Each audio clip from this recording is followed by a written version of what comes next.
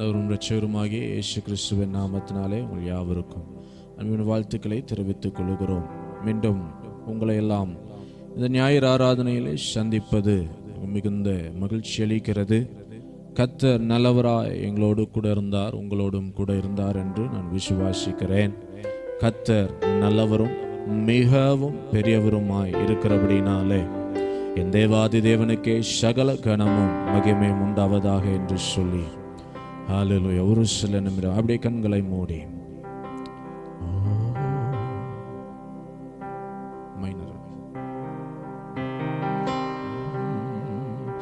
புது என்னையா புது பலத்தா புதிய கிருபை புது கவியா புது புது பலத்தா புதிய கிருபை புது கவியா நிரப்பி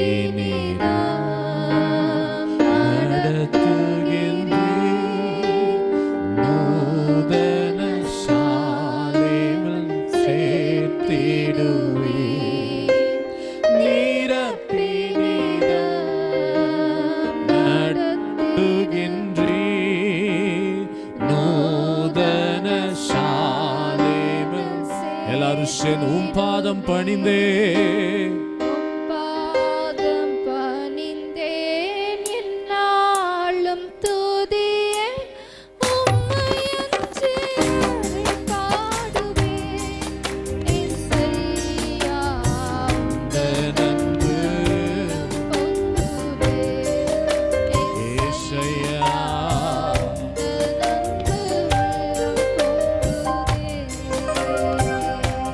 என் இதய தெய்வமே நீ இறைவா அருயிரே என் இதய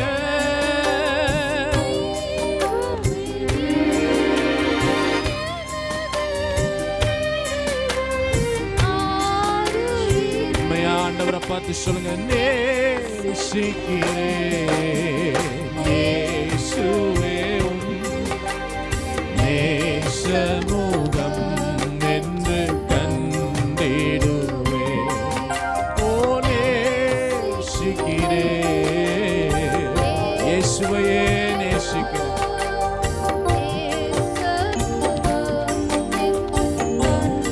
நேசிக்கிறே நேசிக்கிறே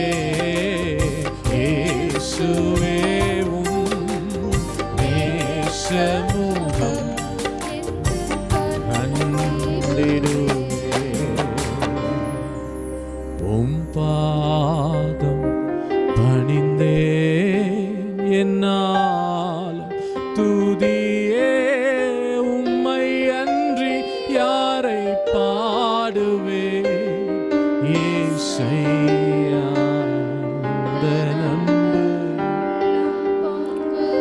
உண்மையாத்தான் சொல்றீங்களா? அவருடைய அன்பு உங்க உள்ளத்துல பொங்குதா? உண்மையா அவருடைய அன்பு உங்க உள்ளத்துல பொங்குதுன்னா உங்களால சும்மாவே இருக்க முடியாது. பாருங்களேன், அந்த அன்பு என்னை பாட வைக்கும். அந்த அன்பு என்னை ஆட்டோமேட்டிக்கா துதிக்க வைக்கும். என் உதடு அவரை துதித்து கொண்டே இருக்கும், என் உதடு அவரை பாடிக்கொண்டே இருக்கும். அதுதான் அந்த இயேசுவின் அன்பு.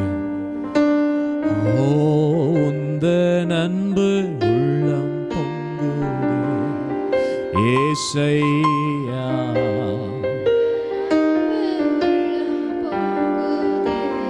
நேசிக்கிறே இயேசுவே நேசமுகம் என்று இந்த ஆசை எத்தனை பேருக்கு இருக்கு? நேசிக்கிறே இயேசுவே நேசமுகம்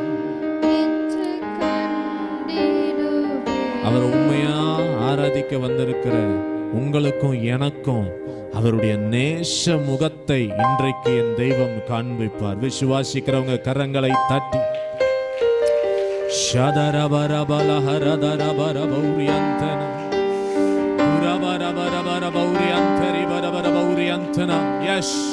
ஒரு புதிய எண்ணெய் அபிஷேகம், ஒரு புதிய எண்ணெய் அபிஷேகம் என்னை நிறைக்கட்டும். Thank you Lord. நேசிக்கிறேன் இயேசுவே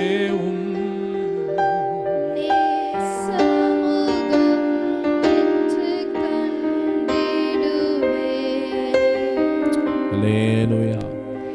Hallelujah. Hallelujah. என்கிற தலைப்புல சில காலம் பயணிக்க கர்த்தர் நமக்கு உதவி செய்திருக்கிறார். ஆமென். வாழ்க்கை என்னும் பயணத்துல, வாழ்க்கை என்னும் படகுல அந்த ஆண்டவராகிய இயேசு கிறிஸ்து நம்முடைய பயணத்தின் ஒரு ஓரத்தில் இருந்தாலும் போதும், எனக்கு எதிராக எழும்புகிற எந்த அலையின் மத்தியிலும் அமைதிப்படுத்தி என்னை பாதுகாக்க என் தேவன் சர்வ வல்லமையுள்ளவராயிருப்பார். எத்தனை பேர் விசுவாசிக்கிறீங்க? கர்த்தர் நல்லவர். ஆமென். எத்தனையோ பயணங்களை குறித்து நாம் பார்த்திருக்கிறோம். இன்றைக்கு ஒரு மூன்று காரியத்தை குறித்து ஒரு பயணத்தை பார்க்க போகிறோம். The struggle and satisfied journey. ஒரு போராட்டம் மற்றும் ஒரு நிரந்தரம் நிறைந்த ஒரு நிரந்தரம்னு சொல்றதை விட என்ன சொல்ற, ஒரு சாட்டிஸ்ஃபைடு, எனக்குள்ளே ஒரு சாட்டிஸ்ஃபேக்ஷன். ஒரு சாட்டிஸ்ஃபேக்ஷன்னா என்னது? திருப்தி. போராட்டமும் திருப்தியும் நிறைந்த ஒரு பயணம். ஆமென். எத்தனை பேருக்கு புரியுது? போராட்டமும் இல்ல, நான் பேசுறது மைக்கில் தான் பேசுறேன்னு நினைக்கிறேன். பின்னாடி வரைக்கும் கேக்குதா?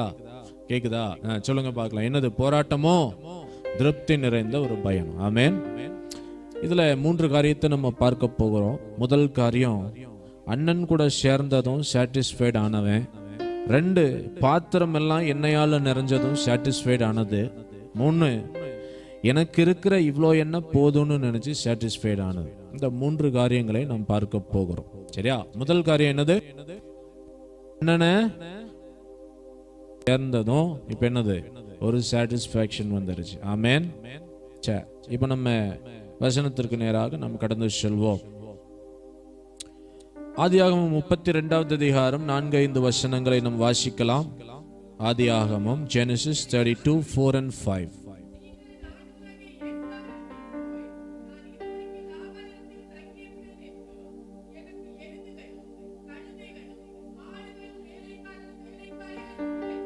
எருதுகளும் கழுதைகளும் ஆடுகளும் வேலைக்காரரும் வேலைக்காரிகளும் உண்டென்றும்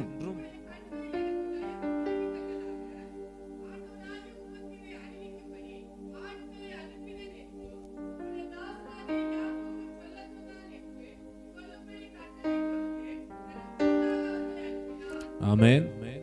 இதில் நம்ம பார்க்கிறோம், அவருக்கு என்னெல்லாம் இருந்துச்சாமா? ஆடு இருந்துச்சான், எருதுகள் இருந்துதான், கழுதைகள் இருந்துதான், வேலைக்காரர் இருந்தாங்களாம், வேலைக்காரிகள் இருந்தாங்களாம். எல்லாமே எனக்கு இருக்குப்பா, என்ன குறை இருக்கு அப்படின்ற மாதிரி இருக்குது. ஆமாவா இல்லையா? ஆமாவா இல்லையா? அன்னைக்கு நான் ஒன்றும் இல்லாதவன்னு சொல்லி என்னைய துரத்தி விட்ட, அன்னைக்கு எனக்கு எதுவுமே இல்லை அப்படின்னு சொல்லிட்டு எங்கிட்ட நான் ஆசீர்வாதத்தை பிடுங்கிட்டேன்னு சொல்லி என்னைய அனுப்பி வச்ச, எப்படியாவது என்னைய கொல்லணும் அப்படின்னு நினைச்சு என்ன பண்ண, என்ன எப்படியாவது கொன்றணும் அப்படின்னு சொல்லி நீ நினைச்ச. ஆனா இன்னைக்கு பாத்தியா, உன் கண்ணுக்கு முன்னாடி நான் வளர்ந்து நிற்கிறேன் பாத்தியா அப்படின்னு சொல்லி தன்னுடைய மார்பை தட்டி கொள்ளுகிற, தன்னுடைய தோலை தட்டி கொள்ளுகிற ஒரு அனுபவம் தான் இன்னைக்கு யாருக்கு இருக்கு? யாக்கோபுக்கு இருக்கு. அவர் சொல்றாரு, நான் கையுமா போனேன். எப்படி? ஆமா, 2 பரிவாரத்தோடு நான் என்ன பண்ணேன், திரும்ப வந்திருக்கிறேன் அப்படின்னு சொல்லி சொல்றாரு. சோத்ரம். இயேசுவின் நாமத்தாலே நீ ஆப்பாயே இருப்பாயாக. சோத்ரம். அல்லேலூயா. ஆமா. இப்ப பாருங்க, எனக்கு என்ன குறை? எல்லாமே எனக்கு இருக்கு, உன்னை விட நான் ஆசீர்வாதம் பெற்றவனா இருக்கேன்டா அப்படிங்கிறத காட்டுறதுக்கு யாக்கோபு என்ன பண்றாரு? எங்க அண்ணங்கிட்ட போய் சொல்லு, யாக்கோபு என்னெல்லாம் வச்சிருக்கிறாரு? எருதுகள், ஆடுகள், கழுதைகள், வேலைக்காரிகள்னு ஒரு பெரிய கூட்டத்தை சம்பாதிச்சு வச்சிருக்கிறார். அவன் தனியா போனவன் ஒண்ணும் இல்லாம அவன் அழிஞ்சு போயிருப்பான்னு நீ நினைச்சியா? உன் முன்னாடி நான் பாரு எவ்வளவு பெரியவனா வந்து நிற்கிறேன் அப்படிங்கிறத காட்டணும்னு யாக்கோபு நினைத்து தன்னுடைய வேலைக்காரர்களை அழைத்து ஆட்களை அனுப்பி என்ன பண்றாரு? சொல்றார். யாருகிட்ட? ஏசா கிட்ட. இப்படிப்பட்ட நான் வளர்ச்சியில இருக்கிறேன் அப்படிங்கிறத நான் காட்டணும்னு நான் நினைக்கிறேன் அப்படிங்கிறத சொல்றார். ஆனா நான் ஒரு நாள் கஷ்டப்பட்டேன், இன்னைக்கு ஆசீர்வாதமா இருக்கேன், நீ வந்து என் ஆசீர்வாதத்தை நீ பாரு அப்படின்னு சொல்லி தன்னுடைய பெருமையை பேசிக்கொள்ளக்கூடிய ஒரு அனுபவத்தை நாம் இந்த வசனத்துல பார்த்தாலும், ஆதியாகமம் 32:6வது வசனம் இப்படியாக சொல்லுகிறது, அந்த ஆட்கள் யாக்கோபினிடத்திற்கு திரும்ப சொல்றாங்க, நாங்கள் உம்முடைய சகோதரராகிய ஏசா கிட்ட போனோம், போயிட்டு நீங்க சொன்ன மாதிரியே சொன்னோம், சொல்லிட்டு இப்ப ரிட்டர்ன் வந்திருக்கிறோம். ஆனா இன்னொரு இன்ஃபர்மேஷன் இருக்குது. என்னது? அவர் எத்தனை பேர் கூட வராராம்? இப்பதான் கொஞ்சம் ஒரு 20 வருஷம் ஆச்சே, எல்லாத்தையும் மறந்துருப்பான், நம்மளை கொல்ல மாட்டான், அப்புறம் என்னது கொஞ்சம் லைட்டா நம்ம எதாவது காணிக்க கொடுத்து லைட்டா கரெக்ட் பண்ணிடலாம் அப்படின்னு நினைச்சா இந்த ஆண்டவர் என்ன பண்ணிட்டாரு? இனிய மறுபடியும் அந்த கஷ்டத்துக்கே கொண்டு போய் விடுறாரு அப்படின்னு சொல்லி இப்ப யாக்கோபுக்கு தோணுது. பாருங்க, இந்த மார்பை தட்டி கொள்ளுகிற அனுபவம் இருக்கிற வரைக்கும், தான் அந்த வளர்ந்த ஸ்தானத்தில் இருக்கிற வரைக்கும், இந்த ஆஸ்திகள் எல்லாம் கையில இருக்கிற வரைக்கும் யாக்கோபுக்கு ஒண்ணு தோணல, தெய்வத்தை தேட வேண்டும் என்று. ஆனா முன்னாடி இருக்கிற ஒரு மனுஷன் இவனுக்கு ஈக்குவலா ஒரு 400 பேரோட வர்றான்ற செய்தியை கேட்டதும் இப்ப என்ன ஆடுது? பேஸ்மெண்ட் ஆடுது. எத்தனை பேருக்கு புரியுது? சில நேரங்களில் நம்முடைய மார்பை தட்டி கொண்டு சில நேரத்தில் தெய்வத்தை மறக்கிற அனுபவம் நம்முடைய வாழ்க்கையில் வரும் பொழுது நமக்கு முன்பாக ஒரு சத்ருவை அவர் வைக்கிறார், சில ஆசீர்வாத தடையை வைக்கிறார், சில ப்ரொமோஷன்ஸ் உடைய தடையை என் தேவன் எனக்கு முன்பாக வைக்கிறார். அது எதை குறிக்கிறது தெரியுமா? நான் இன்னும் அவருடைய சமூகத்தில் என்னை தாழ்த்த வேண்டும் என்பதற்கும், அவருடைய சமூகத்திலே நான் அமைதலோடு அடங்கி இருக்க வேண்டும் என்பதையும் அது உணர்த்துகிறது. எத்தனை பேருக்கு புரிகிறது? புரிஞ்சா நல்லா அல்லேலூயா சொல்லணும், ஆமென் சொல்லணும், கையை தட்டி தேவனுடைய நாமத்தை மகிமைப்படுத்தணும். புரிஞ்சதா? சரி, இப்ப பாருங்க, நம்ம இந்த இடத்துல பார்க்கிறோம் எத்தனை பேர் வராங்க. வேதம் சொல்லுகிறது, இதை அறிந்ததும் யாக்கோபு மிகவும் வியாகுலப்பட்டாராம். வியாகுலம்னா என்னது? மிகுந்த வேதனை. இப்ப இவ்வளவு சந்தோஷமா இருந்தாருங்க, அந்த லாபானையெல்லாம் தாண்டி வந்துட்டார் இல்லையா? லாபானையே தாண்டி வந்துட்டார். என்ன மறுபடியும் அப்பாவினுடைய சமூகத்திலிருந்து என்னை திருப்புகிற லாபானையே இன்னைக்கு தாண்டி வந்துட்டாரு. ஆனா லாபானை கூட தாண்டி வந்ததுக்கு அப்புறமும், அந்த தேசத்தை விட்டு வந்ததுக்கு அப்புறமும் 20 வருஷம் ஆனதுக்கு அப்புறமும் இப்ப என்ன மறுபடியும் துக்கப்படுத்த, வியாகுலப்படுத்த, வேதனைப்படுத்த ஒரு போராட்டம் எனக்கு முன்னாடி இருக்கு. அதுதான் என்னது? ஏசா என்கிற ஒரு போராட்டம். ஜேசா இல்ல, ஏசா. ஆமென். சரி, சோத்ரம். கர்த்தர் நல்லவர். பாருங்க, சில நேரங்களில் நம்ம ஆசீர்வாதத்தை பார்த்து ஆசீர்வாதத்துல வளர்ந்து நிற்கும் பொழுது சில நேரங்களில் கர்த்தர் இப்படிப்பட்ட சில காரியங்களை நம்முடைய வாழ்க்கையில அனுமதிக்கலனா தாங்க தவறு. ஏன் தெரியுமா சொல்றேன்?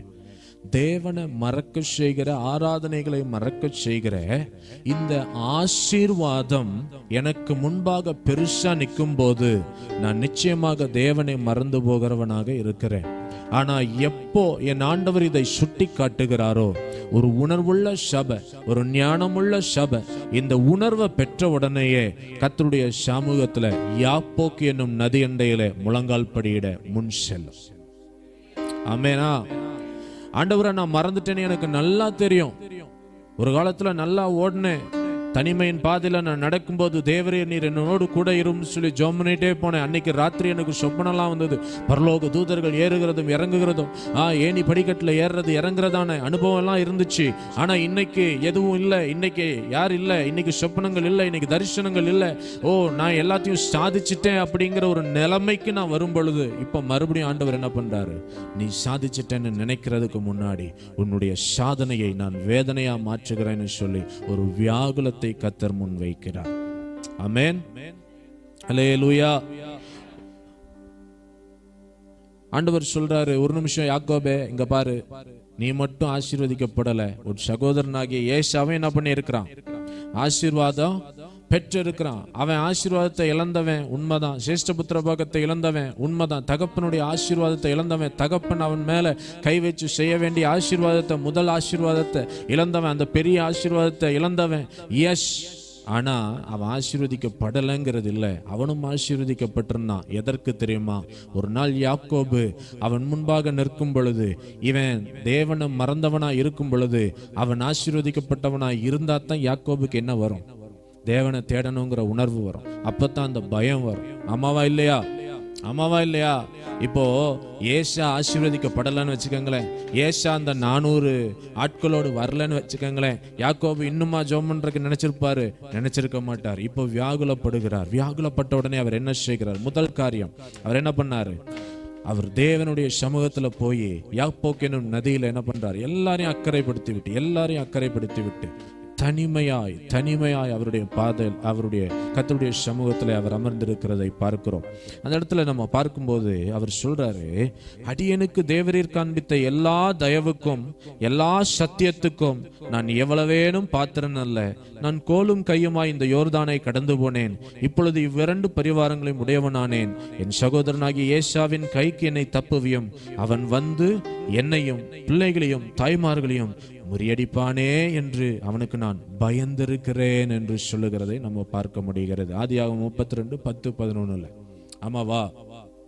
பாக்குறீங்களா நீங்க எல்லாரும்? அப்படித்தானே? சரி, இப்ப பாருங்க, இந்த இடத்துல அடியனுக்கு தேவரீர் காண்பித்த எல்லா தயவுக்கும் எல்லா சத்தியத்துக்கும் நான் எவ்வளவேனும் பாத்திரன் அல்ல. இந்த தாழ்மை இதுக்கு முன்னாடி என்ன பண்ணல, வரல. இதுக்கு முன்னாடி அந்த அந்த அந்த ஆஸ்திகள் எல்லாம் இருக்கும்போது, நீ போய் சொல்றா, என்னது அண்ணங்கிட்ட தம்பிக்கிட்ட என்ன இருக்குது? நிறைய கழுதை இருக்கு, வேணா கொஞ்சம் தாரேன். நிறைய ஆடு இருக்குது, கொஞ்சம் தாரேன். நிறைய எருதுகள் இருக்கு, கொஞ்சம் தாரேன். ஏன் உனக்கு வேணும்னா வேலைக்காரி கூட நான் தாரேன், போய் சொல்றா, நான் வளர்ந்திருக்கேன்னு சொல்றா அப்படின்னு சொல்லி யாக்கோபு நினைக்கிறார். ஆனா பாருங்க, கர்த்தர் அதை விரும்பவில்லை. அதனால தான் வேதம் சொல்லுகிறது, அவர் தாழ்மை உள்ளவர்களுக்கோ அதிகம் கிருபை அளிக்கிறார். ஆனா பெருமை உள்ளவர்களுக்கு அவர் என்ன பண்றாராம்? எதிர்த்து நிற்கிறார். ஒரு பெருமை அவருடைய இருதயத்துல வந்த உடனே, நான் சாதிச்சிட்டேன்ப்பா, நான் பெரிய காரியத்தை செஞ்சுட்டேன்ப்பா, நான் 20 வருஷமா ஊழியம் செஞ்சு சாதிச்சிட்டேன், நான் 20 வருஷமா வேலை செஞ்சு நான் சாதிச்சிட்டேன், நான் 20 வருஷமா பாரு குடும்பத்தெல்லாம் நடத்தி நான் சாதிச்சிட்டேன் அப்படின்னு நினைக்கிற நேரத்துல தான் கர்த்தர் என்ன பண்றாரு? மீண்டும் அவரை உடைக்கிற ஒரு அனுபவத்தை நாம் பார்க்க முடிகிறது. இந்த காலை வேளையில கர்த்தருடைய ஆவியானவர் சொல்லுகிறார், 20 வருடமா நான் செஞ்சதை, நான் சாதிச்சதை, நான் செய்ததை எல்லாரும் பார்க்கணும்னு சொல்லி நாம நினைக்கலாம். ஆனா கர்த்தருடைய ஆவியானவர் சொல்லுகிறார், இந்த 20 வருடம் நீ சாதித்ததை நீ பெருமையாக பேசுவதற்கு முன்பாக உன்னை நான் ஒரு கணம் நான் உடைக்க விரும்புகிறேன். நீ ஏசாவை சந்திக்க போவது உண்மைதான். நான் உன்னை கடற்கரை மணலத்தனையான ஒரு ஜனமா நான் உன்னை மாற்றுவேன்னு சொன்னேன், உன் சந்ததியை நான் பெருக பண்ணுவேன்னு சொன்னேன், பழுக செய்வேன்னு சொன்னேன், எல்லாமே உண்மைதான். ஆனா அந்த ஏசாவை நீ சந்திக்கிறதுக்கு முன்னாடி என்னுடைய சமூகத்தில் நீ முழங்கால் படியிட வேண்டும் என்பதை கர்த்தர் ஒரு திட்டமாய் வைத்திருந்ததுனால அந்த யாக்கோபை அந்த ராத்திரி அவன் வியாகுலப்படும்படிக்கு செய்தார். சில தீர்க்க தரிசனங்கள், சில வாக்கு தத்தங்களை குறித்து நமக்குள்ள ஒரு பெருமை வந்துடலாங்க. ஆண்டவர் என்னை இப்படி சொல்லி இருக்கிறார், அப்படி நான் வளர்ந்துருவேன், இப்படி இருப்பேன் அப்படின்னு சொல்லி நமக்குள்ள ஒரு பெருமை வந்துடலாங்க. ஆனால் கர்த்தருடைய ஆவியானவர் சொல்லுகிறார், அந்த பெருமை வர்றதுக்கு முன்னாடி, அந்த வாக்கு தத்தம் நிறைவேறுவதற்கு முன்பாக இந்த பெருமையை நாம முற்றிலுமாய் அகற்ற வேண்டியது அவசியம். கர்த்தருடைய சமூகத்திலே காத்திருந்து இந்த பெருமையை நம்ம மாற்றும் பொழுதுதான், நான் இவ்வளோ பெருசா இருக்கிறேன் அப்படிங்கிற அந்த பெருமையை மாற்றி, இப்ப பாருங்க, அவ்வளோ பெருசா காட்டின யாக்கோபு இந்த இடத்துல சொல்றாரு, நான் எவ்வளவேனும் பாத்திரன் அல்ல. நீர் எனக்கு காண்பித்த தயவு, நீர் காண்பித்த எல்லா தயவுக்கும் எல்லா கிருபைக்கும் எல்லா இரக்கத்திற்கும் நான் எவ்வளவேனும் பாத்திரன் அல்ல என்று சொல்லி யாக்கோபு சொல்லுகிறதை பார்க்கிறோம். அந்த ராத்திரியிலே அவர் யாப்போக் என்னும் நதியிலே என்ன பண்ணார்? தேவனுடைய சமூகத்திலே அமர்ந்திருந்தார். இது எல்லாருக்கும் நமக்கு தெரிஞ்ச கதை தான். ஆமாவா இல்லையா?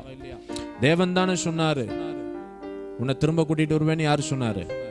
தகப்பன் வீட்டுக்கு நான் உனக்கு திரும்ப கூட்டிட்டு போறேன்னு யாரு சொன்னது? ஆண்டவர் தானே சொன்னாரு, ஆண்டவர் தானே யாக்கோப்கிட்ட பேசினாரு. அப்ப ஏன் இப்படிப்பட்ட ஒரு சூழ்நிலை வந்தது? இப்ப ஏன் ஏசா 400 பேரோட வரணும்?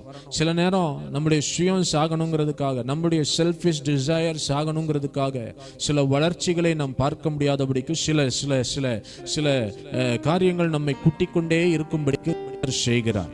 ஆமேனா? புரியுதா? நேரத்துல நம்மை குறித்து சில நேரங்கள்ல நம்மை குறித்து நாம மேன்மையா பாராட்டிடக்கூடாதுங்கிறதுக்காக சில காரியங்கள் நம்மை குட்டும்படிக்கு அது அது வேதம் சொல்லுகிறது. பவுல் சொல்லும்போது சொல்லுகிறார், இந்த ஒரு பலவீனம் என்னை என்னை என்னை குட்டும் சாத்தானுடைய தூதனாய் இருக்கிறது என்று சொல்லுகிறார். அப்போ சில நேரத்துல கர்த்தர் அனுமதிக்கிறாருங்க நம்மளுடைய வாழ்க்கையில. எதற்கு தெரியுமா? ஒருவேளை இதை வச்சு நீ ஒருவேளை போகிற அந்த வாக்குத்தத்தத்தை சுதந்திரிக்க போகிற கர்த்தர் சொன்ன அந்த வார்த்தை நிறைவேற இடத்துல உன்னுடைய பெருமை முன்னாடி வந்துடக்கூடாது.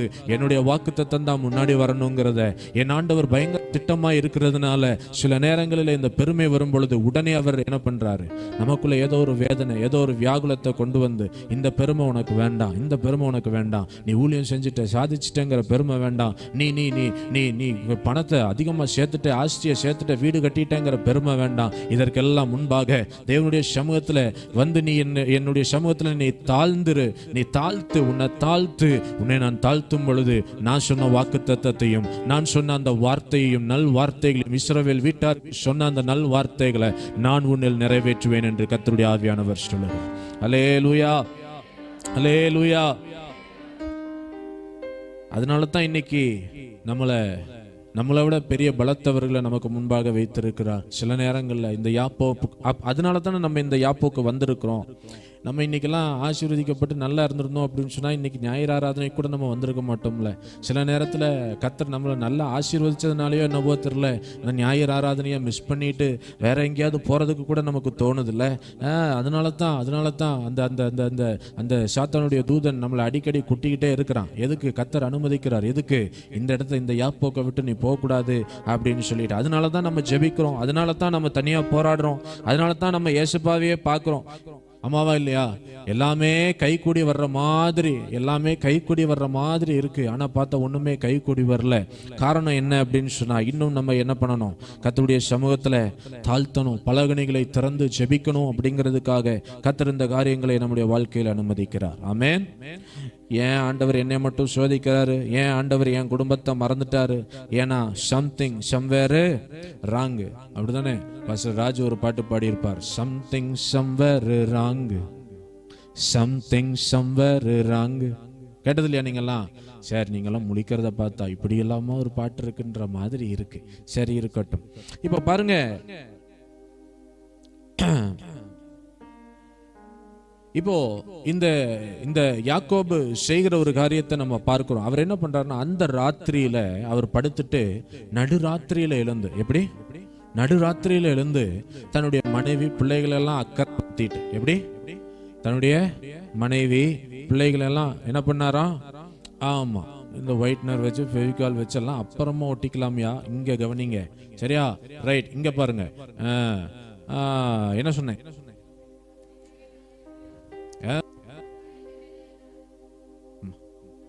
மனைவி பிள்ளைகள் எல்லாம் அக்கறைப்படுத்தினார். அப்படித்தான். சரி, என்னைய பாருங்க, என்ன எனக்கு அடிக்கடி நானும் ஆண்டவர்கிட்ட ஜெபம் பண்ணிட்டே இருக்கேன், ஆண்டவரே ஏன்பா இப்படி பேச பேச மறந்து போயிடுறேன், அசிங்கமா இருக்குது அப்படின்னு சொல்லி எனக்கும் தோணுது. ஜெபம் பண்றேன். சரி, கர்த்தர் சீக்கிரம் இந்த காரியத்தை மாற்றி தருவாராக. அதனால என்னைய பாருங்க, என்ன ஏன்டா சோத்திரம் இப்பத்தானடா சொல்லிட்டு இருக்கிறேன். சோத்திரம், கர்த்தர் நல்லவர். ஆமென். இப்ப என்ன சொல்லிட்டு இருந்தேன்? மனைவி பிள்ளைகள் எல்லாம் என்ன பண்ணாரு? அக்கறைப்படுத்தி. இவர் நடுராத்திரியில இவர் வந்து என்ன பண்றாரு அப்படின்னு சொன்னா, தேவனுடைய சமூகத்துல யாப்போக்கு என்னும் நதியினுடைய ஓரத்துல அவர் இருந்து அமர்ந்திருந்து செபிக்கிறார். ஆமாவா? அந்த வசனத்தை வாசிங்களேன்.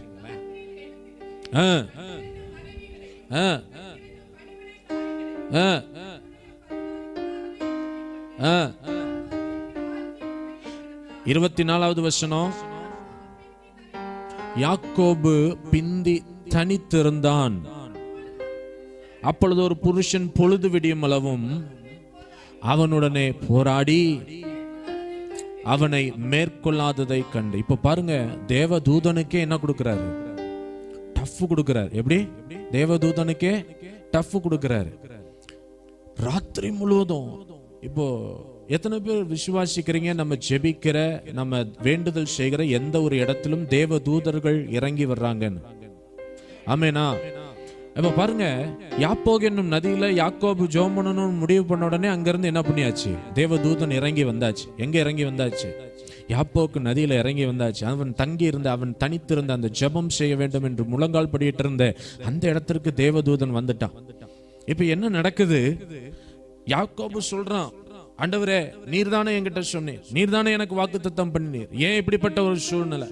சரி, என்ன நான் தாழ்த்துறேன், இதெல்லாம் என்னுடைய ஈவில்ல, எல்லாமே நீங்க செஞ்சது, நீங்க செஞ்சது, நீங்க செஞ்சது.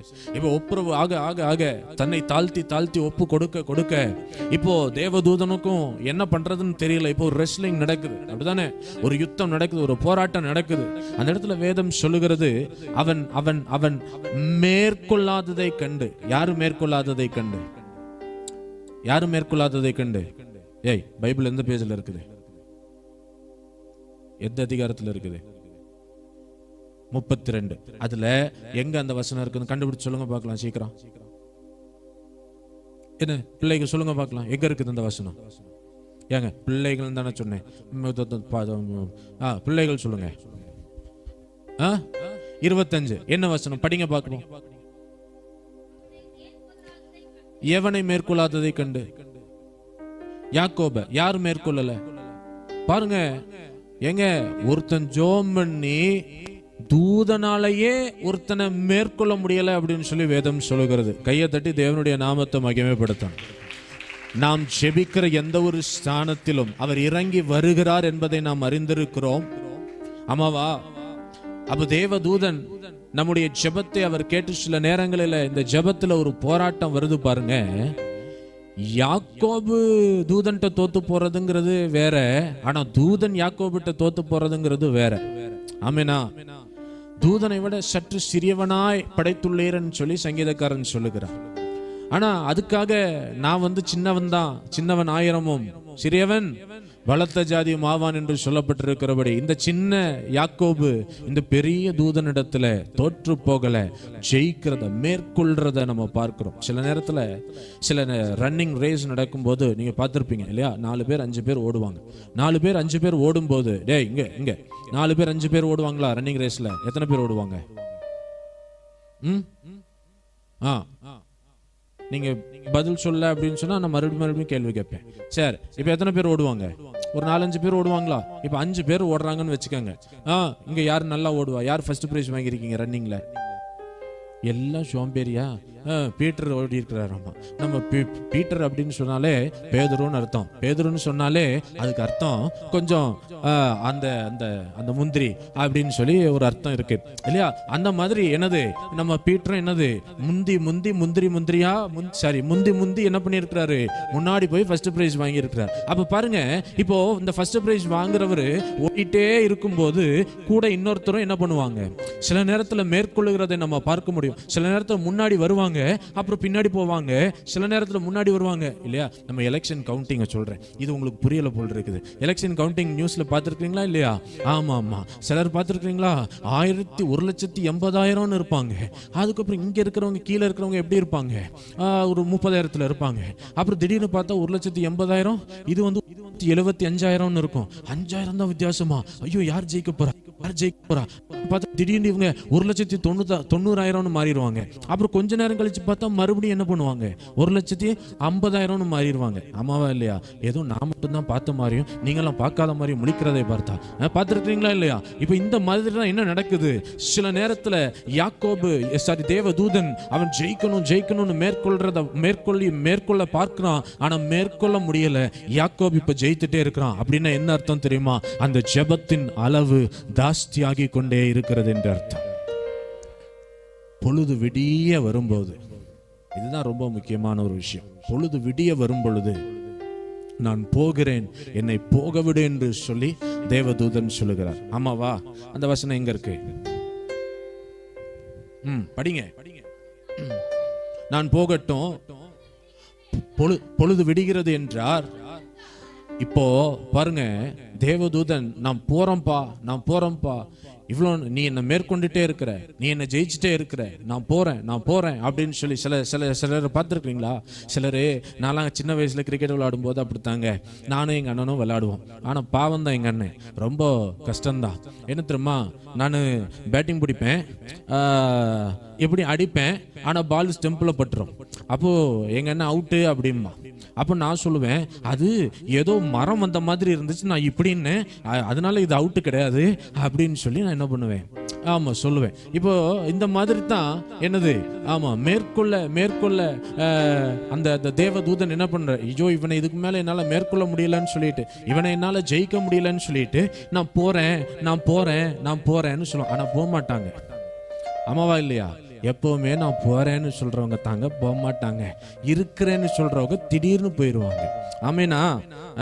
இப்ப பாருங்க, நான் போறேன்னு சொல்லிட்டு இந்த தேவதூதன் சொன்னோன்னே அந்த வார்த்தை ரொம்ப முக்கியம். அவன் சொல்லுகிறான், யாக்கோபு சொல்லுகிறான், நீர் என்னை ஆசீர்வதித்தால் ஒழிய உம்மை போக விடேன் என்று சொல்லுகிறார். ஹல்லேலூயா. இவ்வளவு நேரம் ஆவியில வைராக்கியம் கொண்டு போராடின ஒரு மனுஷன் திடீர்னு விழுந்துட்டான் ஆசீர்வாதத்துக்குள்ள. இந்த ஆசீர்வாதம் எனக்கு வேணும், நீர் என்னை ஆசீர்வதித்தால் ஒழிய நான் உம்மை விடமாட்டேன்னு சொல்லி சொன்னதுக்கு அப்புறமா தேவதூதன் அவனை ஆசீர்வதித்துட்டு போயிட்டார். ஆனால் நான் சொல்கிறேன், இன்னைக்கு நம்மளும் இதே காரியத்தை தாங்க செய்கிறோம்.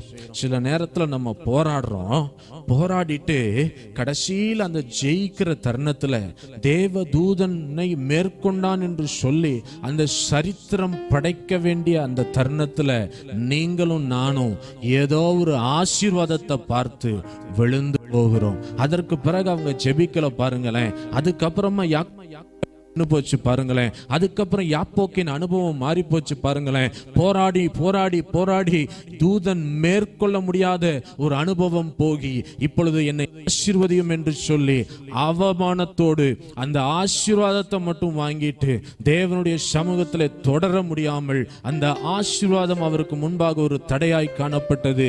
தேவனுடைய சமூகத்தில் அந்த போராட்டத்தை, அந்த ஜெபத்தை மீண்டும் செய்யக்கூடாதபடிக்கு அவன் கண்களுக்கு முன்பாக ஆசீர்வாதம் அவனுக்கு பெரிதாக தோன்றினது. அவனுடைய ஜெபத்திலே அவன் விழுந்து போனான். எத்தனை பேருக்கு புரிகிறது? புது என்னையால் புதிய கிருபை புது கவியா ஓ புது ஓ எஸ் ஆமென்.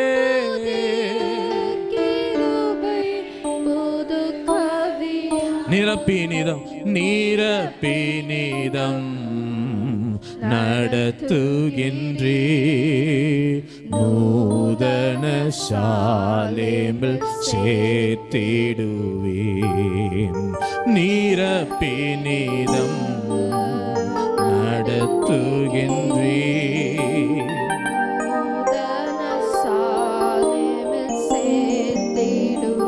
ஆமென்.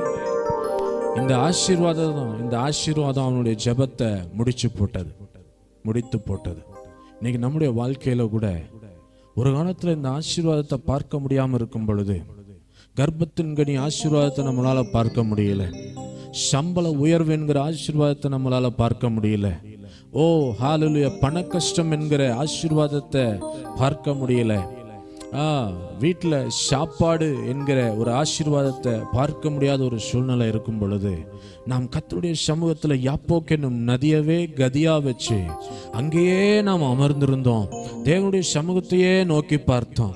இன்னைக்கு கொஞ்சம் நல்லா வந்த உடனேயே கொஞ்சம் எருதுகள் வந்ததும், கொஞ்சம் ஆடுகள் வந்ததும், கொஞ்சம் மாடுகள் வந்ததும், கொஞ்சமா கழுதைகள் வந்ததும், கொஞ்சம் வேலைக்காரியும் வந்ததும், இந்த அனுபவம் எல்லாம் வந்ததுக்கு அப்புறமா இன்றைக்கு என்னுடைய ஜெபம் முடிந்து போயிருக்கிறது. கர்த்தர் என்னை ஆசீர்வதித்ததுனால பணமயக்கம் எல்லாவித தீமைக்கும் வேறாயிருக்கிறது என்று சொல்லப்பட்டிருக்கிறபடி கொஞ்சம் பணம் வந்ததும் இன்னைக்கு நான் ஆண்டவரை மறந்து போயிட்டேன். ஒருவேளை அந்த யாக்கோப் யாக்கோபு அந்த யாப்போக்கு என்னும் நதியில இன்னும் கொஞ்ச நேரம் ஜெபம் பண்ணியிருந்தாருன்னா, நான் சொல்றேன், பொழுது விடியும் பொழுது ஒரு புதிய விடியல் உண்டாகும்படிக்கு கர்த்தர் செய்திருப்பார். ஒரு பெரிய அதிசயம் உண்டாகும்படிக்கு கர்த்தர் செய்திருப்பார். ஒருவேளை இப்போ ஏசா 400 பேரோடு வர்றாருன்னு சொல்லுகிற இப்போ ஏசா கையில் இருக்கிற ஆசீர்வாதமும் யாக்கோபினுடைய கையிலே வருவதற்கு ஒருவேளை கர்த்தர் அனுகிரகம் செய்திருக்கலாம். யாருக்கு தெரியும்? அந்த போராடி மேற்கொள்ள வேண்டிய அந்த சூழ்நிலையில, போராடி அந்த ஜெயத்தை பார்க்க வேண்டிய இடத்துல அவன் எல்லாவற்றையும் இழந்து போகிறதை பார்க்கிறோம். அல்லேலூயா. 2 ராஜாக்கள் 4வது அதிகாரம் 6வது வசனத்தை வாசிங்க. 2 ராஜாக்கள் 4:6. அந்த பாத்திரங்கள் நிறைந்த பின் அவன் தன் மகன் ஒருவனை நோக்கி, இன்னும் ஒரு பாத்திரம் கொண்டு வா என்றார். வேற பாத்திரம் இல்லை என்றான். அப்பொழுது எண்ணெய் நின்று போயிற்று. அல்லேலூயா. இந்த இடத்துல நீங்க பார்க்க முடியும், இந்த தாயாருக்கு ஒரு ஸ்ட்ரகிள் இருந்தது. இந்த இடத்துல ஒரு பெரிய ஒரு போராட்டம் அந்த தாயாருக்கு இருந்துச்சு. என்ன போராட்டம் அப்படின்னு கேட்டா, புருஷன் இறந்து போயிட்டாரு, அவர் நல்லா ஊழியம் பண்ணவர், இறந்து போயிட்டாரு. ஆனா என்ன வச்சிருக்கிறாரு? கொஞ்சம் கடன் வச்சுட்டு போயிட்டார். இந்த கடனை எங்களால செலுத்த முடியாம, இந்த கடனை திரும்ப கட்ட முடியாம இன்னைக்கு எல்லாரும் என்ன பண்றாங்க, எங்களை அவமான பேச்சு பேசுறாங்க. ஐயா, எங்களுக்கு இப்படி கடன் இருக்கு, என்ன பண்றதுன்னு தெரியலையா அப்படின்னு சொல்லிட்டு அந்த அம்மா சொல்றாங்க. அப்போ அந்த எலிசா ஒரு வார்த்தை கேட்கிறார், உன்னிடத்தில் என்ன இருக்கிறது? அப்படிதானே? என்ன ஜோஷுவா, என்னப்பா என்ன இருக்கிறது? என்ன இருக்குது? சத்தமா சொல்லு. என்ன எவ்வளவு இருந்துச்சு? எவ்வளவு என்ன இருந்துச்சு? எவ்வளவு என்ன இருந்துச்சு? ஒரு குடம் என்ன இருந்துச்சு. பாருங்க, நான் பண கஷ்டத்துல இருக்கும்போது, நான் கடன்ல இருக்கும்போது எனக்குள்ள இருந்த எண்ணெய் இந்த பண கஷ்டம்லாம் மாறினதுக்கு அப்புறம் எனக்குள்ள இல்லாமல் போகிறது. ஆமேனா? கொஞ்சம் காசு வந்ததுக்கு அப்புறம் இந்த அபிஷேகம் என்கிற எண்ணெய் என் வாழ்க்கையில குறைந்து போயிடுச்சு.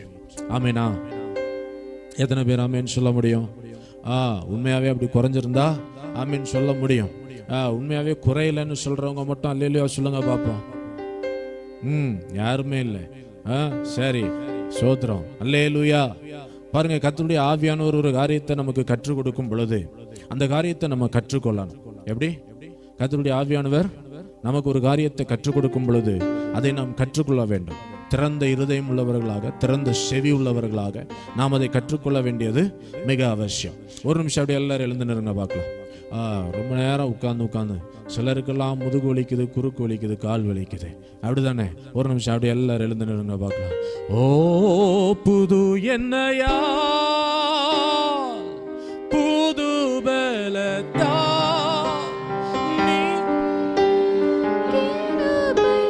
புது கவியா, புது என்னையா,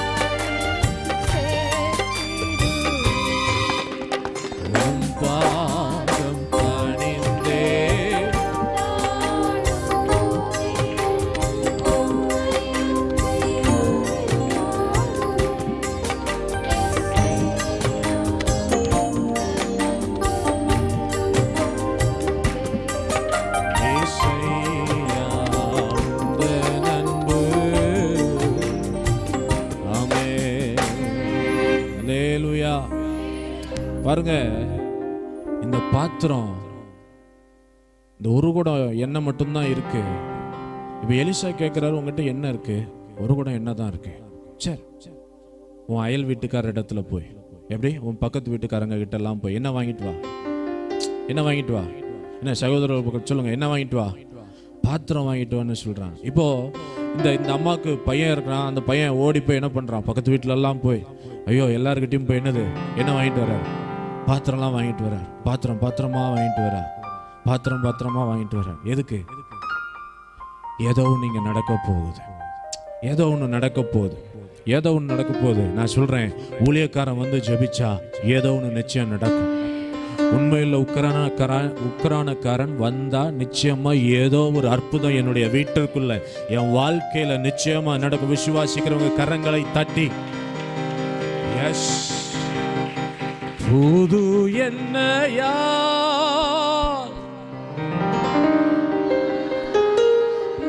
புதிய கிருபை நிரப்பினிதம்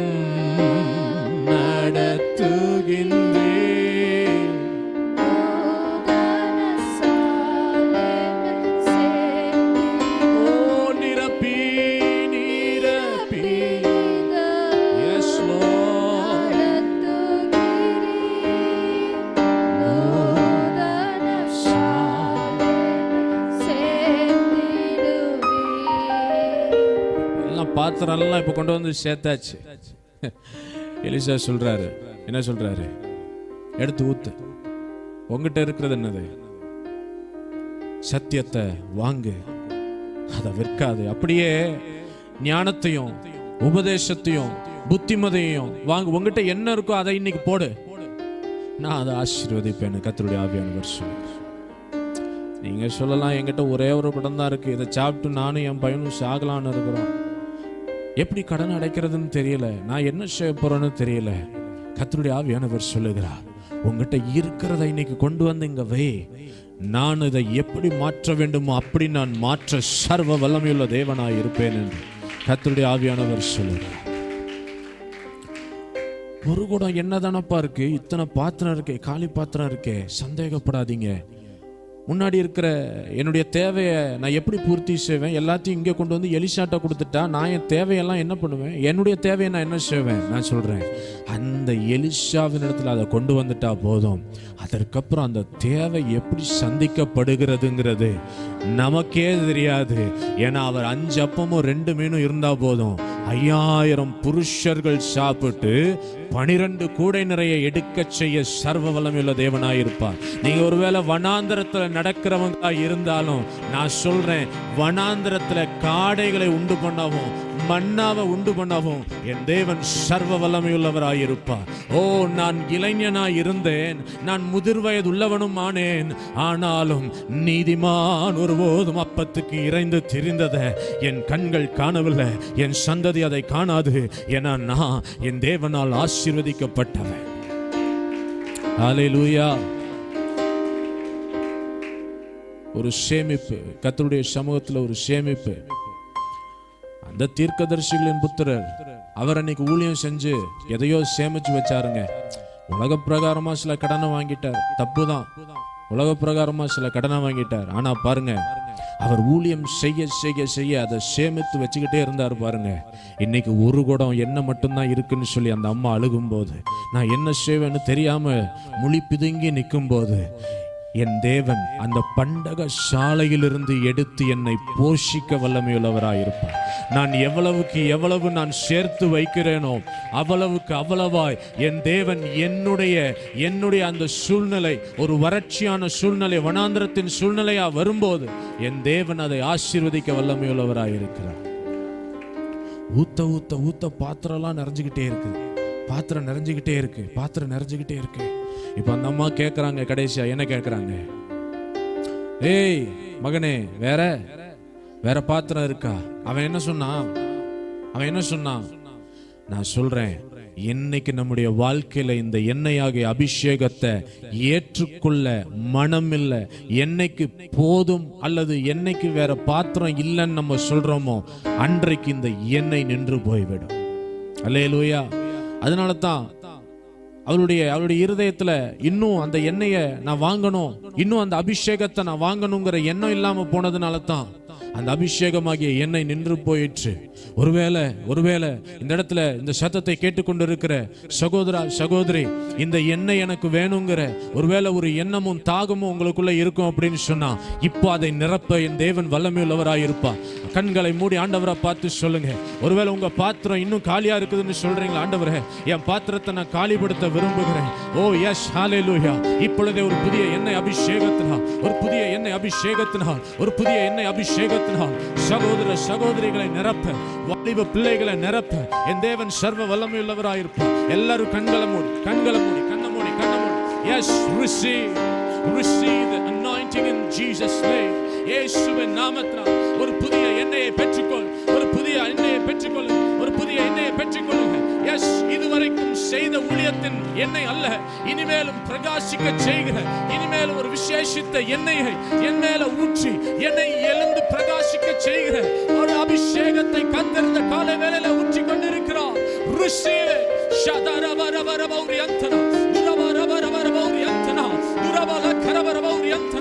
தாயானவள் தன் பிள்ளைகளை மறந்து போனாலும் நான் உன்னை மறவேன் என்று சொன்ன தேவன், நான் உன்னை மறப்பதில்லை என்று சொன்ன தேவன் இந்த காலை வேளையில ஒரு அபிஷேகத்தை ஊற்றுகிறார். அநேகருக்கு தாயாக நீ மாறும்படியாக, அநேகருக்கு தகப்பனாக மாறும்படியாக, அநேக காலி பாத்திரங்களை எண்ணெயினால் நிரப்ப செய்கிற ஓ தேவனுடைய எண்ணெயாகிய அபிஷேகத்தை வழிந்தோட செய்கிற என் பாத்திரம் நிரம்பி வழிகிறது என்று சொல்லப்பட்டிருக்கிறபடி அநேக பாத்திரங்கள் என் மூலமாக இந்த எண்ணெயாக அபிஷேகத்தை பெற்றுக் கொள்ளும்படிக்கு ஒரு புதிய அபிஷேகத்தை என் தேவன் இந்த கால வேளையில ஊற்றிக் கொண்டிருக்கிறார்.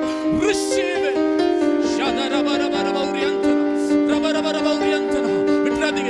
விட்டுறாதீங்க. எஸ், பெற்றுக்கொள்ளுங்க. இந்த காலை வேளையில இந்த அபிஷேகத்தை நான் பெற்றுக்கொள்ளாம நான் இந்த இடத்துல இருந்து போவே கூடாது. Receive the touch of the Holy Spirit. Receive the touch of the Holy Spirit. இந்த எண்ணெய் அபிஷேகம் அநேக காலி பாத்திரங்கள், இந்த தேசத்துல இருக்கிற அநேக காலி பாத்திரங்களை நிரம்ப செய்கிற ஒரு அபிஷேகம், நிரம்ப செய்கிற ஒரு எண்ணெயின் அபிஷேகம். எஸ், இப்பொழுதே பரிசுத்தாவியானவர் ஊற்றிக் கொண்டிருக்கிறார். புதிய எண்ணெயால், புதிய பலத்தினால் உங்களை இடைக்கட்டி கொண்டிருக்கிறார். Receive it in Jesus name.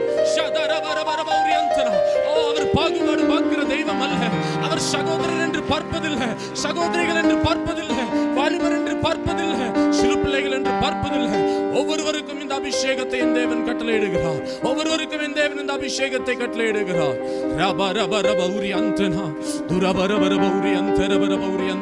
எரிந்து கொண்டே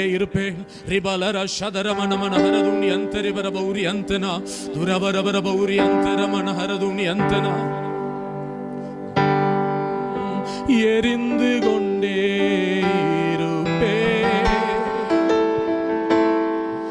எப்போதுமே உமக்காய். சொல்லுங்க, என் ஜீவன் பிரியும் வரை, என் ஜீவன் பிரியும் வரை எரிந்து கொண்டே இருப்பேன், எரிந்து கொண்டே இருப்பேன், எரிந்து கொண்டே இருப்பேன் எப்போதுமே உமக்காய். என் ஜீவன் பிரியும் வரை எரிந்து கொண்டே இருப்பேன், எரிந்து கொண்டே. இது பாட்டா இருக்கக்கூடாது, என் இருதயத்துல இருக்கிற ஒரு வாஞ்சையா இருக்கணும். என் ஜீவன் பிரியும் வரை எரிந்து கொண்டே இருப்பேன். அப்படியே ஒரு நிமிஷம் அப்படியே எல்லாரும் உட்கார்ந்து கொள்ளுங்க. பிரசங்கம் இப்பதான் பாதி முடிஞ்சிருக்கு, இன்னும் மீதி இருக்கு.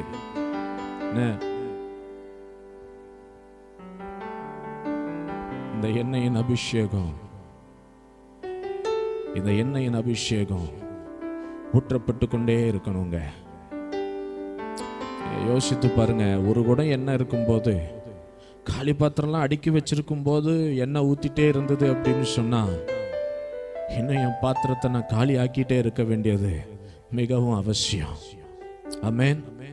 பக்கத்து வீட்டுக்காரங்க கிட்ட இருந்து பாத்திரத்தை வாங்குறது எதை தெரியுமா குறிக்குது? பக்கத்து வீட்டுக்காரங்களும் இந்த எண்ணெயின் அபிஷேகத்தினால் நிரம்ப செய்ய வேண்டியது என்னுடைய வேலை. இந்த எலிஷா வந்திருக்கிற அந்த வீட்டுல பக்கத்து வீட்டுக்காரங்களுடைய தேவைகளும் சந்திக்கப்பட வேண்டும். இந்த எலிஷா வந்திருக்கிற அந்த வீட்டுல பக்கத்து வீட்டுக்காரங்களுடைய பாத்திரமும் காலி பாத்திரமும் எண்ணெயினால் நிரம்ப வேண்டியது அவசியமா இருக்கிறது. இப்ப புரியுதா ஏன் நான் எந்திரிச்சு ஊழியம் செய்யணும்னு, ஏன் நான் செயல்படணுங்கிறது புரியுதா? கர்த்தருடைய நாமத்துல என்னை அழைத்தவர், என்னை தெரிந்தெடுத்தவர் எதற்காக என்னை அழைத்தார்னு இப்ப புரியுதா? என் பக்கத்துல இருக்கிற, என் பக்கத்து வீட்டுல இருக்கிற, என்னை சுற்றி இருக்கிற ஜனங்களுடைய பாத்திரங்கள் எல்லாம் இந்த அபிஷேகம் என்கிற எண்ணெயினால் நிரப்பப்படும் பொழுது அவர்களும் ஆசீர்வதிக்கப்பட்டவர்களாய் இருப்பாங்க. இந்த பஞ்சகாலம் தீரும் வரைக்கும், இந்த வறண்ட காலம் தீரும் வரைக்கும், இன்றைக்கு வசனம் பஞ்சம் இந்த காலத்துல ஹalleluya, கர்த்தர் பெரிய மாற்றத்தை உண்டு பண்ண வேண்டுமானால் இந்த காலி பாத்திரங்கள் எல்லாம் எலிஷாவின் சமூகத்துல, தேவனை ஆராதிக்கிற ஒருவருடைய சமூகத்துல, தேவனை மகிமைப்படுத்துகிற ஒருவருடைய சமூகத்துல எந்த இடத்துல இந்த எண்ணெய் வர்த்திக்க செய்யப்பட முடியுமோ அந்த இடத்திற்கு வர வேண்டியது அவசியமா இருக்கிறது. புரிஞ்சவங்க தேவனுடைய நாமத்தை மகிமைப்படுத்தலாம். ஹalleluya. எரிந்து கொண்டே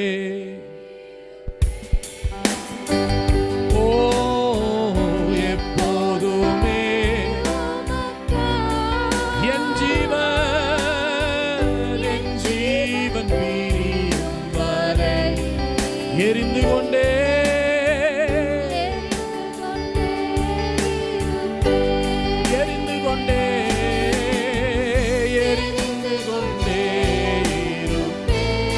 எப்பவும் ஆண்டவரை பார்த்து இப்ப சொல்லுங்க, இது ஒரு ஜெபமா செய்யுங்க. பார்க்க ஆண்டவர் எப்போதும் நான் எரிஞ்சுக்கிட்டே இருக்கணும்ப்பா. என் திரி மங்கி போயிடக்கூடாது, என் விளக்கு மங்கி போயிடக்கூடாது. என் விளக்கு எப்பொழுதும் எரிந்து கொண்டே இருக்கணும். மலையின் மேல் இருக்கிற விளக்கு மறைந்திருக்கவே முடியாது.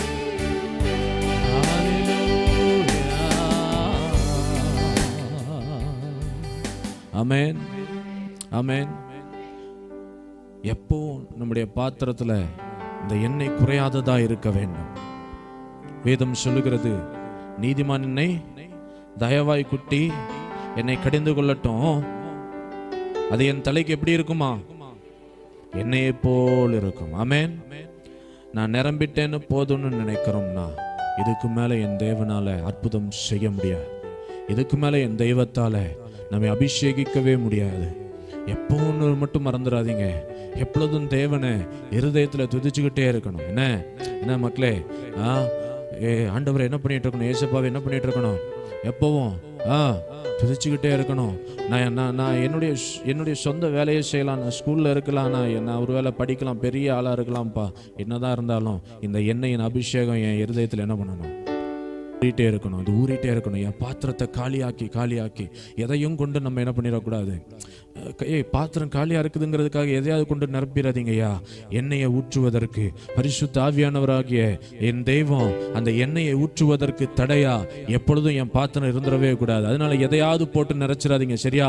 காலி பாத்திரம் இருக்குதுங்கிறதுக்காக நான் பேசுறது புரியுதாப்பா? நான் பேசுறது புரியுதா ஐயா? புரியுதா ஐயா? நான் சொல்றது, என் பாத்திரம் எப்பவும் காலியா நான் வச்சுட்டு இருக்க என்னை பரிசுத்தப்படுத்தி கர்த்தருடைய சமூகத்துல புதிய கிருபையை தாங்கப்பா, புதிய எண்ணெயின் அபிஷேகத்தை தாங்கப்பா, புதிய வல்லமையை தாங்கப்பா, புதிய கிருபைகளை தாங்கப்பான்னு ஆண்டவர்கிட்ட கேட்டுட்டே இருங்க.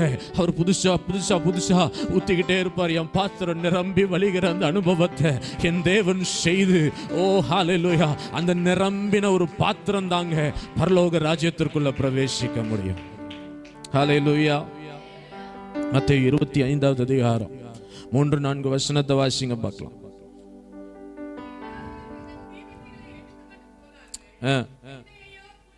என்னையோ கூட கொண்டு போகவில்லை, தங்கள் பாத்திரங்களில் எண்ணெயை கொண்டு போனார்கள் புத்தி உள்ளவர்கள். கர்த்தருடைய நாமத்தை கரங்களை உயர்த்தி அல்லேலூயா. இன்னைக்கு நிறைய பேர் நம்ம நினைக்கிறோம், இந்த எண்ணெயை நான் சுமக்கிறதுனால ஒரு எக்ஸ்ட்ரா பர்டன், ஒரு எக்ஸ்ட்ரா ஸ்ட்ரகிளை தான் நான் என்ன பண்ணிட்டு இருக்கிறேன், தூக்கிட்டு நிற்கிறேன்னு நீங்க நினைக்கிறீங்க. இல்லவே இல்லை. இந்த எண்ணெயை நான் தூக்கிட்டு போக வேண்டிய அவசியம் என்ன அப்படின்னு கேட்டா, இந்த எண்ணெயை நான் எக்ஸ்ட்ராவா கேரி பண்ண வேண்டிய அவசியம் என்னன்னு கேட்டா, இந்த எண்ணெயை நான் தூக்கிட்டு போனாதான் என் நேசர் எந்த நேரத்தில் வந்தாலும் என்னால் அவருடைய ராஜ்யத்துக்குள் பிரவேசிக்க முடியும். இந்த எண்ணெயே சுமக்காத ஒரு மனுஷன், இந்த அபிஷேகத்துல நிரம்பாத ஒரு மனுஷன் பரலோக ராஜ்யத்திற்குள் பிரவேசிப்பது கூடாத காரியமா இருக்கிறது. அதனால தான் ஆராதனைக்கு என்ன பண்ணணும்? முழு ஆராதனைக்கும் பங்கு பெறணும். ஆராதனையின் நேரத்தில் இந்த எண்ணெய் ஊற்றப்படுகிற இந்த அபிஷேகம் என்கிற அந்த நேரத்தில் இந்த அபிஷேகம் ஊற்றப்படும் பொழுது என் பாத்திரத்தை நான் காலியாக்கி நான் என்ன பண்ணணும்? மீண்டும் என்னை புதுப்பித்துக் கொள்ள வேண்டியது அவசியம். ஆமென். புரியுதா? என் மெய்ப்பரே நல்லாயனே எனக்கு ஒன்றும் குறையில்லப்பான்னு சொல்லிட்டு நம்ம இருந்துட்டோன்னு வச்சுக்கோங்களேன், இந்த பாத்திரத்தை எம்டி பண்ணாம இருந்துட்டோன்னு வச்சுக்கோங்களேன், இந்த பாத்திரத்தை தேவனுடைய அபிஷேகம் என்கிற எண்ணெயினால் நம்ம நிரப்பாம விட்டுட்டோன்னு வச்சுக்கோங்களேன், நான் சொல்றேன் இந்த உலகத்துல நம்ம நல்லா இருக்கலாம்ப்பா, என் மெய்ப்பரே நல்லாயனே எனக்கு ஒரு குறையும் இல்லைன்னு சொல்லலாம். ஆனா கர்த்தருடைய ஆவியானவர் அந்த ராஜ்யத்திற்குள்ளே பிரவேசிக்க போய் நின்று, ஆண்டவரே கதவை திறவும், ஆண்டவரே கதவை திறவும், ஆண்டவரே கதவை திறங்க அப்படின்னு நம்ம சொல்லும்போது அவர் சொல்லுவார், என்ன சொல்லுவாரு? நான் உங்களை அறியேன் என்று சொல்லிவிடுவார். அப்ப இந்த பரலோக ராஜ்யத்திற்குள்ள நான் பிரவேசிக்கணும் அப்படின்னு சொன்னா எனக்கு என்ன தேவை? என்ன தேவை? என்ன தேவை?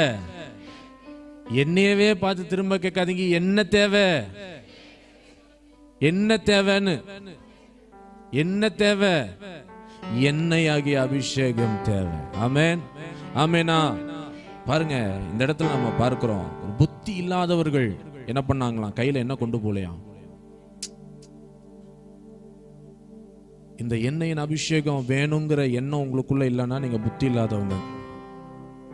இந்த எண்ணெயின் அபிஷேகம் எனக்கு வேணும்னு நினைச்சா ஆராதனையின் துவக்கத்திலிருந்து முடிவு வரைக்கும் இந்த இடத்துல அமர்ந்திருக்க முடியும். எத்தனை பேர் ஆமென்னு சொல்ல முடியும்? நான் சொல்றேன், நீங்க ஆரம்பத்திலிருந்து கடைசி வரைக்கும் இருந்தா தான் இந்த எண்ணெயின் அபிஷேகத்தை என்ன பண்ண முடியும்? அனுபவிக்க முடியும். இல்லைன்னா ஏதோ பிக்னிக்கு வந்த மாதிரி தாங்க இருக்கும், பார்க்குக்கு வந்த மாதிரி தான் இருக்கும். ஏதோ ஞாயிற்றுக்கிழமை கடமையை முடிக்கணுங்கிறதுக்காக செய்யறது தான் இருக்கும். கடமைக்காக ஓடினா இந்த உலகத்துல ஆசீர்வாதத்தை பார்த்து அபிஷேகம் என்கிற எண்ணெய் ஒவ்வொருவருக்கும் ஒவ்வொரு அளவில் அளக்கப்படுகிறது.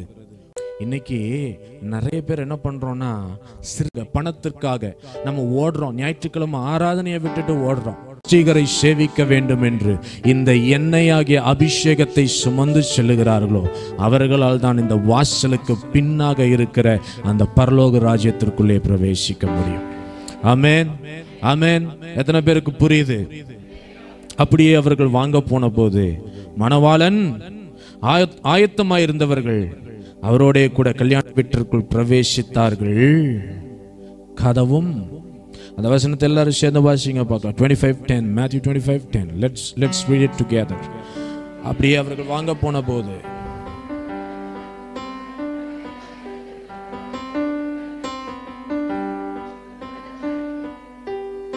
அப்போ இதுல இருந்து நம்ம புரிஞ்சுக்கிற ஒரு காரியம் என்ன?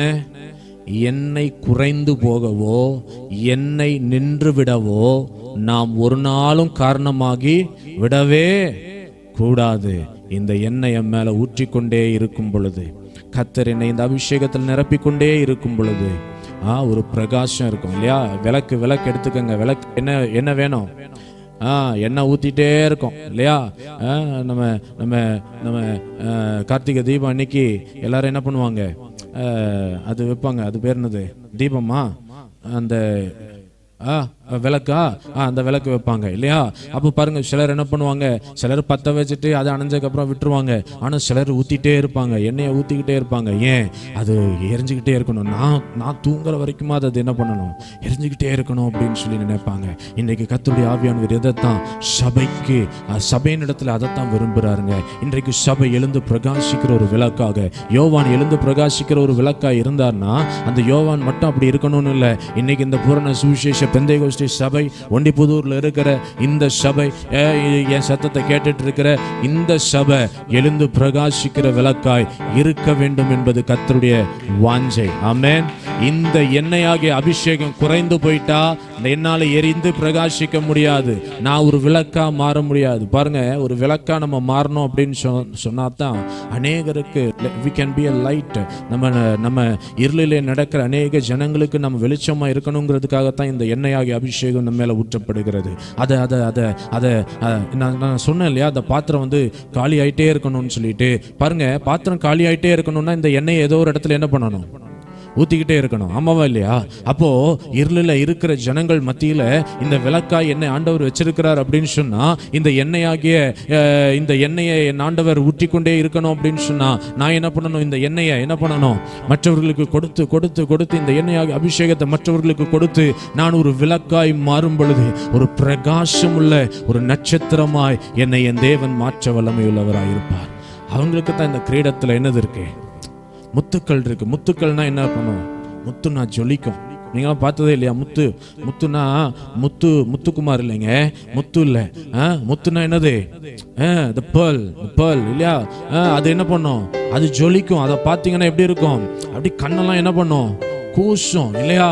அப்படிப்பட்ட முத்து வேணும் அப்படின்னு சொன்னா, நான் என்ன சாவடிக்கிற, என்னுடைய சுயத்தை சாவடிக்கிற, என்னுடைய சுயம் ஒண்ணுமே இல்லைன்னு சொல்லி எல்லாமே நீங்கன்னு சொல்லி ஓடுகிற ஒரு விளக்கா நான் மாறினால் ஒழிய என்னால என்ன பண்ண முடியாது, மற்றவர்களை சேர்த்து கொள்ள முடியாது. என்னுடைய சுயம் சாகணும், என்னை முற்றிலுமா நான் வெறுக்கணும். ஒரு விளக்கு என்ன பண்ணுது, அதுக்குள்ள இருக்கிற எண்ணெயை சாகடித்தால் ஒழிய அந்த விளக்கு பிரகாசமா எரியவே முடியாது. இன்னைக்கு நம்முடைய நேரத்தை சாகடிக்கணும், நம்முடைய சூழ்நிலைகளை சாகடிக்கணும், நம்முடைய பணங்களை நம்ம என்ன பண்ணணும், சாகடிக்கணும். நம்முடைய சுயம் சாகும் பொழுது நாம் ஆட்டோமேட்டிக்கா எரிகிற ஒரு விளக்காய் மாறி விடுவோம். அப்படி இருக்கிற இடத்துல எல்லாரும் எழுந்து நிற்கலாம். நம் தேவனை நோக்கி மகிமைப்படுத்த போகிறோம். மூன்று காரியங்கள் ஹல்லேலூயா. ரபாலரா ஷதனஹரதுனி அந்தனா. அண்ணன் கூட சேர்ந்ததும் சாட்டிஸ்ஃபைடான ஒரு சகோதரன் ஆசீர்வாதம் கேட்டு தூதனை மேற்கொள்ள விட்டு விட்டான். பாருங்களேன், ஆசீர்வாதம் கேட்டு தூதனை மேற்கொள்ள விட்டு விட்டான். பாத்திரம் எல்லாம் எண்ணெயால நிறைஞ்சதும் சாட்டிஸ்ஃபைடான ஒரு சகோதரி வேற பாத்திரம் இல்லைன்னு சொல்லிட்டா. எண்ணெய் அபிஷேகம் போதும்னு நினைச்சிட்டா.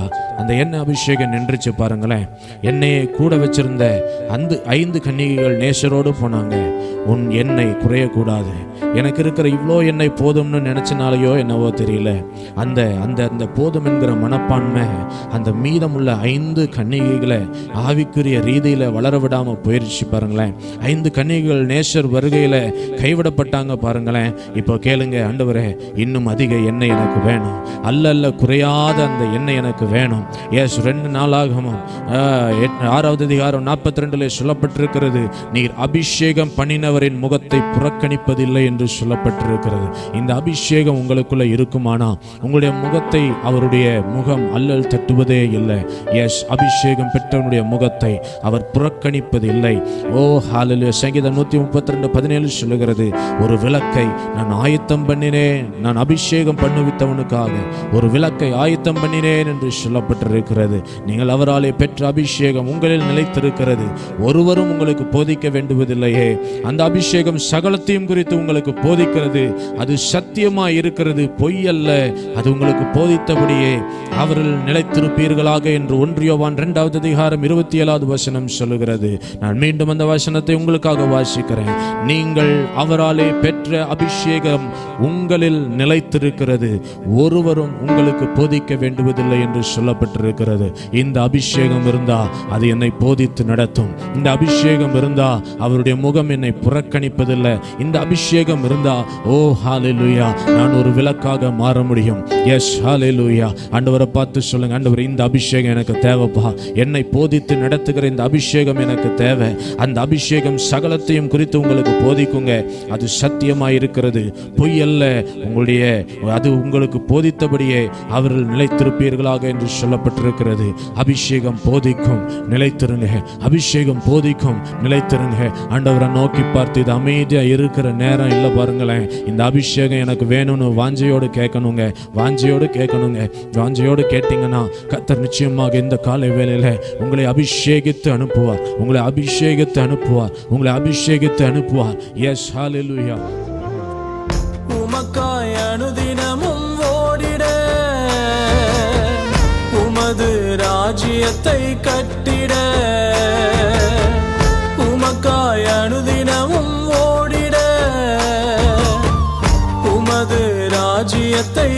கட்டிட பரலோகம் ஜனங்களாலே நிரம்பிட என்னை பயன்படுத்தும் உபயோகியும் என்னை கற்பியும் போதித்து நடத்திடும் என்னை பயன்படுத்தும் உபயோகியும் என்னை கற்பியும் போதித்து நடத்திடும் எப்படிப்பா நன்றி சொல்லு